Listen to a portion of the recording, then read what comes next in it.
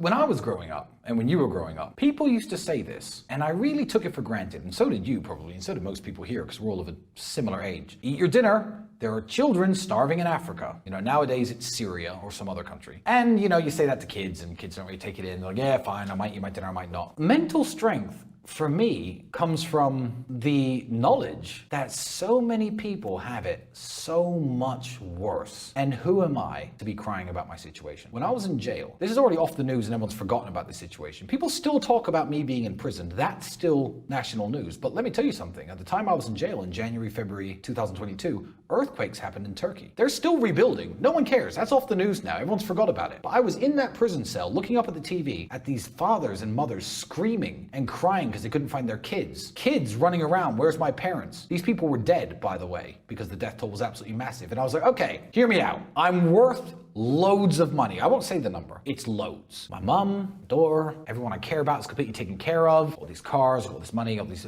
life's good. I'm healthy. Okay, I'm in jail. So what? They would can trade my places with me in a second. If they could have their families and everything completely healthy, they'd sit in jail, especially every man would sit in jail happily for the rest of their lives to have what I have. So yeah, I don't break because who am I to break? Things are going pretty well for me. I owe it to the people out there who watch me, who believe in me, to not break. When Sam Smith, and I don't know why I'm saying this guy's name, during the COVID lockdowns was crying on video in his 15 million pound mansion, this is so hard.